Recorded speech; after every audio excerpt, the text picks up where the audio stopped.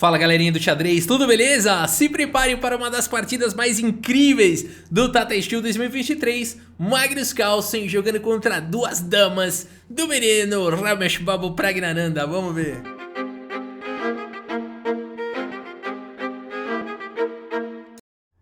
Muito bem, presta atenção você que quer melhorar no xadrez, uma dica importante, você não pode perder o combo de 10 cursos com o grande mestre André Diamante. 10 cursos pelo preço de um, cobrindo aberturas, meio jogo, estratégia, finais. Link está na descrição do vídeo e também está no comentário fixado aqui. Aproveita, 80 horas de videoaulas, acesso vitalício para você melhorar no jogo de xadrez e melhor nos torneios e melhor nas partidas online, tá bom? Aproveita! Magnus Carlsen tem as peças brancas e abre com cavalo F3 a abertura hatch. Cavalo em F6 foi jogado pelo Pragna, C4 temos aqui C5 e agora cavalo em C3, cavalo em C6. Aqui a variante simétrica da abertura inglesa, transpôs para uma abertura inglesa, né? Começou com a hatch. Inglesa é com C4. A partida seguiu com E3 e agora E6, tudo simétrico, D4, D5, pô, que isso, tá me imitando? A3 aqui, A6, tô brincando. Aqui a partida seguiu com D por C4, já mudando alguma coisa, mas depois de bispo por C4, o Pragna não se aguentou e jogou aqui o lance A6, né? E agora, então, mas a ideia desse lance, claro, é dar suporte aqui pra B5, não é só ficar imitando o Magnus. Será que funciona? Pô, não quero perder do caso, vou ficar imitando os lances dele.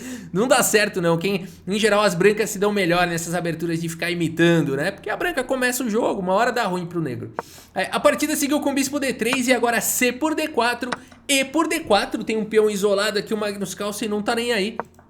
E agora G6 foi jogado para poder desenvolver o bispo de casas escuras. Bispo G5 foi jogado, bispo G7 protege o cavalo, bispo em E4, opa! O que tá acontecendo? Aqui o Magnus Carlsen se aproveita aqui da cravada, já pressiona o cavalo de C6 e dá suporte para o avanço do peão. Vamos ver. Cavalo E7 seguiu na partida, reforçando aqui a defesa da casa de D5.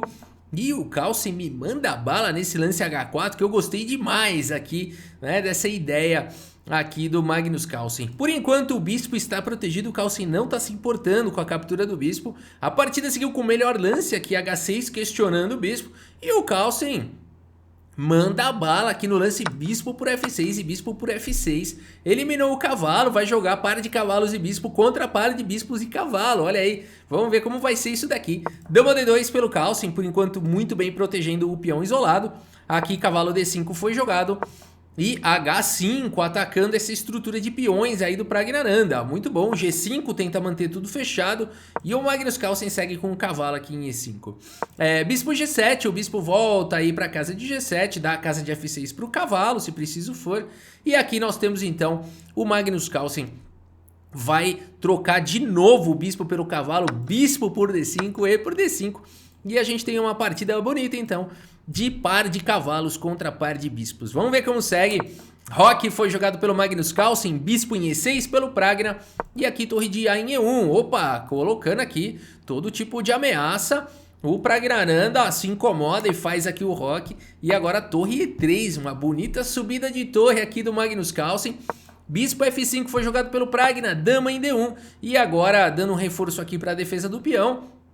Também controlando a casa de G4, o Praggnanandhaa me faz esse lance torre 8 e a gente tem uma posição aqui tática, aparentemente tem um golpe tático aqui e tudo mais, entanto não é muito claro, né? O Magnus Carlsen pensou aqui, mas decidiu não ir para essa linha maluca aqui de cavalo por F7, né? Vamos dar uma olhada aqui nessa linha que existe nessa posição, mas o Carlsen preferiu não jogar. E a ideia é que se rei por F7 possa se jogar um torre F3 seguido de dama D3 aqui aproveitando a cravada, né?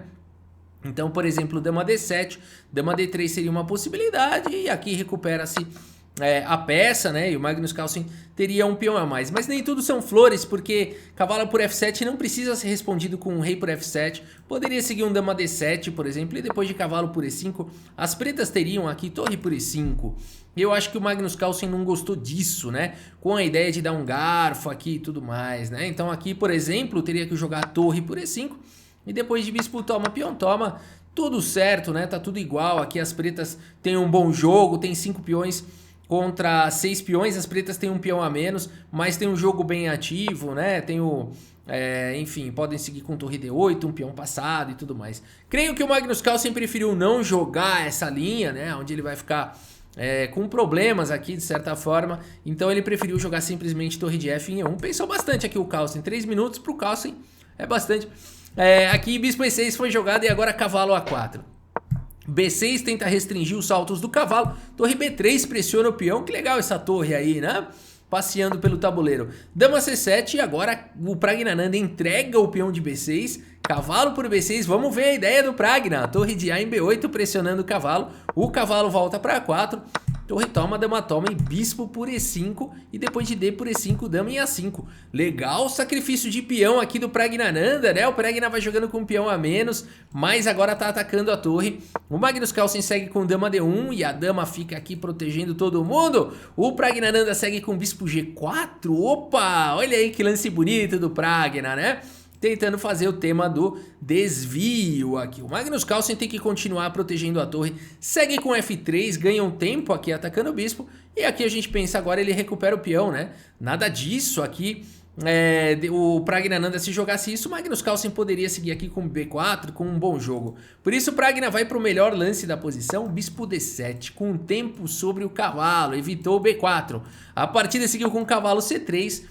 E agora dama C5, cheque, depois de rei H2, D4. O Praggnanandhaa ataca o cavalo, ataca o peão de E5. E agora, que situação difícil aqui para o Magnus Carlsen. Não existem muitos lances bons nessa posição. E o Magnus Carlsen vai para o absolutamente melhor lance da posição. Aqui realmente é muito bonito e muito complexa já a situação em que eles estão aqui na partida. O Magnus Carlsen tem mais tempo no relógio. E ele segue com um bonito lance aqui, o Carlsen. Torre 4, olha só, atacando o peão, deixando o cavalo. O Pragna fala, passa esse cavalo pra cá, ele tá pior no relógio, o Pragna, ele joga até que rápido aqui. Peão toma. O Magnus Carlsen recupera a peça, mas agora C2, e agora? Como é que faz aqui, né? O Praggnanandhaa sacrifica a torre agora para poder trazer outra dama pro jogo. Olha que espetáculo de partida. Magnus Carlsen aceita o desafio, dama por E8, cheque, rei G7, não tem mais cheque. E agora fazer o que? O Praggnanandhaa vai trazer outra dama, vai dar cheque mate aqui no Magnus Carlsen. Mas o Magnus Carlsen me encontra aqui esse excelente lance B4. Não dando tempo de promover e tirando a dama dessa diagonal, a ideia é essa. Porque a dama não pode sair dessa coluna. A dama vai ter que escolher aqui, ou liberar, ou sair aqui da coluna C, né? Ou ter que sair dessa diagonal. Então é melhor continuar dominando a coluna C para dar suporte para o peão. Por isso o Praggnanandhaa segue com dama C3. Opa, continua dando suporte para o peão promover. E o Magnus Carlsen na frieza vai me fazer 2 lances de peão agora. F4 foi jogado, o peão promove para dama e F5. Magnus Carlsen faz 2 lances de peão. Deixa o Praggnanandhaa ficar com 2 damas. Fala, 2 damas é pouco. O Praggnanandhaa segue aqui agora com dama C7. O ponto todo bonito dessa posição, a ideia de jogar o B4, né, e desarticular o ataque na casa de G1, é que agora, mesmo sendo vez das negras jogarem com 2 damas, não há nenhum cheque, né? E agora o negócio é o seguinte, esse rei aqui está sendo atacado, né? Então a posição aqui ela é fantástica, realmente a gente está vendo uma partida espetacular aqui. O Praggnanandhaa segue com dama C7 agora, cravando aqui o peão. O Magnus Carlsen segue com F6, cheque, o único lance da posição, joga o rei para H7, segue com dama em F8 e é vez do Praggnanandhaa jogar de novo. E olha só que incrível, né? 2 damas e continua não existindo nenhum cheque saudável e existe a ameaça do checkmate. Eu te pergunto, como é que defende esse checkmate? Só tem um jeito, e é o lance brilhante do Praggnanandhaa aqui. Dama por E5, cheque, o lance brilhante aqui do Praggnanandhaa, que espetáculo, não? Vamos ver aqui, o Magnus Carlsen segue com torre por E5, o Pragna me vem com dama em F4, cheque, rei G1, e aqui dama C1, cheque, vai dar cheque perpétuo, vai conseguir um empate. O Magnus Carlsen, para evitar o cheque perpétuo, vem com rei F2, leva um dama F4, cheque, rei E2, dama por E5, cheque, rei D3 e dama por F6. Que espetáculo esse garoto, né? Que espetáculo esse garoto. Conseguiu recuperar aí o material, não levou o checkmate E tá tudo certo, dama e 4 peões contra dama e 4 peões, que partida incrível. Magnus Carlsen segue com dama em E8, ele quer jogar. A questão aqui é a seguinte, as pretas têm 3 peões contra 2 na ala do rei, o Magnus Carlsen tem 2 peões contra 1 na ala da dama, o Carlsen quer levar o rei pra ajudar. Vamos ver, dama em F1 com cheque, rei D4, rei G7, encosta no peão, dá liberdade pra dama não ter que ficar defendendo aqui em F7. Dama em E5 com cheque, joga o rei pra G8, dama B8 com cheque, joga o rei pra G7, dama G3. Dama D1, dama vai dar muito cheque, rei C5, o rei quer ir lá pra ala da dama, dama por H5 pega um peão. Magnus Carlsen segue com dama E5, centraliza a dama com o tempo, rei G8 e agora A4 disparando com a maioria da ala da dama. Dama D1 foi jogado, o Carlsen não perde tempo, dá mais um avanço com A5, dama G1 cheque, dama D4 cobrindo e dama pro G2. O Praggnanandhaa tem 2 peões a mais, mas o Magnus Carlsen tem peões avançando, B5, G4 disparando com o peão passado, B por A6, G3, a partida é emocionante, será que vai ter mais 2 damas aqui? Quantas damas?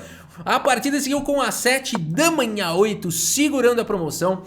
Magnus Carlsen segue com rei D6, um lance muito valente, G2, rei E5, jogado aqui pelo Magnus Carlsen. A dama tá segurando aqui a casa de promoção do peão em G1. A partida seguiu com dama em F3 e agora dama D8, cheque. Rei H7, A8 promovendo pra dama e agora o Carlsen fala, eu que tenho 2 damas aqui.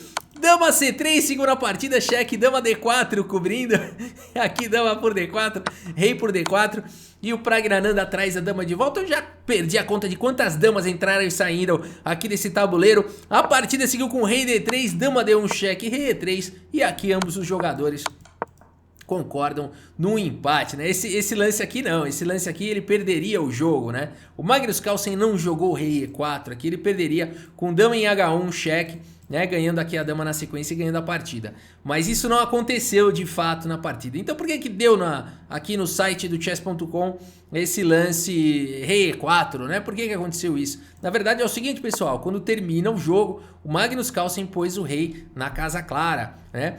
E aqui o Praggnanandhaa provavelmente colocou o rei em E5, né? E aí o DGT achou que foi um lance do Magnus Carlsen rei E4. O que quer dizer o rei aqui em E4, rei em E5? Empate, tá? O rei, né, em E4, o rei em E5, cada rei aí na sua cor é empate. Se fosse o rei aqui em E4 e o rei aqui em D5, brancas ganharam. E se for os 2 reis aí nas casas negras, né, as pretas ganharam, né?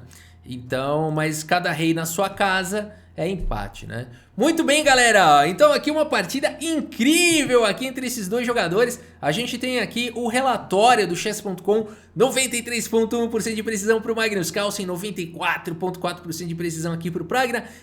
Essa gafe aqui que baixou a precisão do Carlsen é o lance rei E4 que não existiu, né? Então eu imagino que a precisão do Carlsen deve ter sido muito próxima aí da precisão do Praggnanandhaa. E um lance brilhante para cada um, o torre E4 do Magnus Carlsen deixando o cavalo e o do Praggnanandhaa foi o lance dama ali por peão, né, para não levar checkmate e ir para os perpétuos e tudo mais. Uma partida espetacular aqui no Tata Steel Masters 2023 e a gente tem aqui a classificação. Por enquanto, o Abdusattorov segue na liderança, ele está conseguindo manter a liderança no torneio inteiro, né? Muito provavelmente será o campeão aí do Tata Steel Masters, né? Eu acho que já dá pra... A única possibilidade aqui é ele perder e o Guiri ganhar, né? E aí o Guiri é campeão. Agora, se o Abdusattorov empatar a partida dele, ficar com 8,5, ele já é campeão.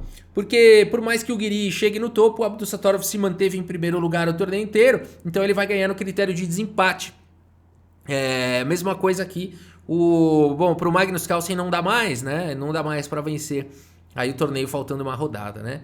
Muito bem, porque mesmo que o Carlsen ganhe e vai para 8 pontos e o Guiri e o Abdusa percam, eu não sei se um vai jogar contra o outro ou não, mas vamos imaginar que não.